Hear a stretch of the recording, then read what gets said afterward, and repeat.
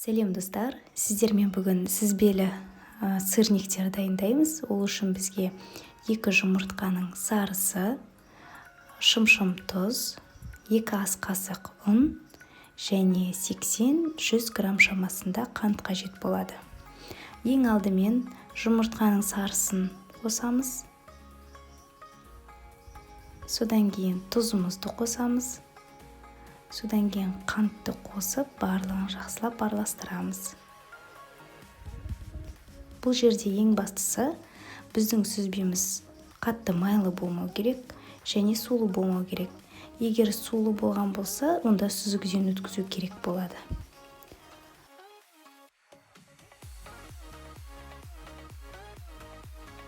Міне барлығын жақсылап араластырып алдық. Енді ұнымызды қосып, барлығын тағы да жақсылап араластырамыз.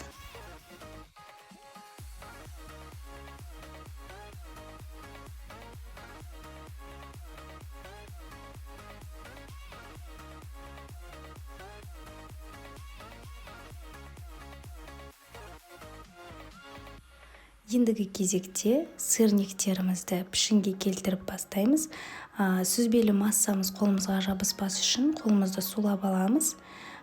Осындай шар тәрізді етіп, содан кейін видеода көрсетілгендей домалақ пішінге келтіреміз.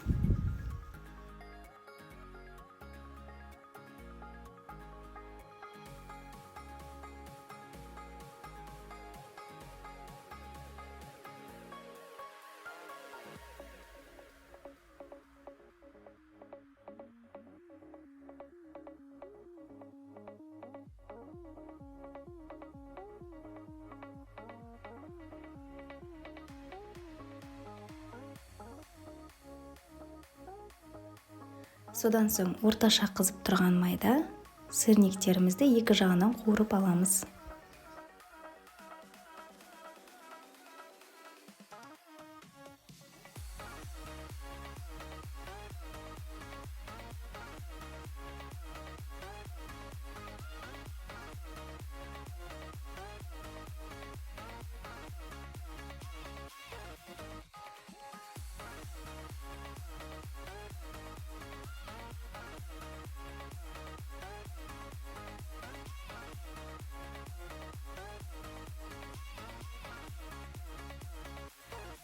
Міне осындай өте жұмсақ әрі дәмді сүзбелі сырниктер дайын болды.